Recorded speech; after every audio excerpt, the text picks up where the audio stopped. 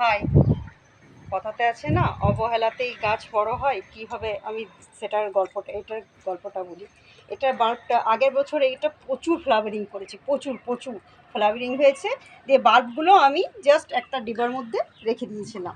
দিয়ে বৃষ্টির জল পেয়ে ওই বাল্বগুলো আপনি আপনি একটা গাছ উৎপন্ন হয়। দিয়ে আমি দেখে তো বাগ খুশি যে আরে আমি তো গাছটা লাগাতেই ভুলে গেছিলাম। নিয়ে ওখান থেকে নিয়ে পড়ে আমি গাছটাকে নিয়ে এই বড় পটে শিফট করি। আর বড় পটে শিফট করার পরেই তৎক্ষণাৎ দেখুন না কত বড় বড় রজনীগন্ধার স্টিকগুলো হয়েছে আমার। এই যে আরও বড় হবে, বৃষ্টির জলে ছোট ছোট একটু হয়েছে, আরও বড় হবে, আরও ঘন হবে।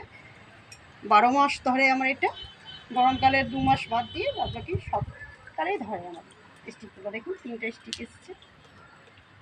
বড় পটে আমি শিফট করেছি এটাকে। অবহেলাই বলে না মানুষ হলে যেটা হয়। আমি তো ভুলেই গিয়েছিলাম যে আমার রজনীগন্ধার স্টিকগুলো ওইরকমভাবে বাল্বগুলো পড়ে আছে, নষ্ট হয়ে যাচ্ছিলো। জাস্ট আমি দেখেই অবাক, নিজেই অবাক।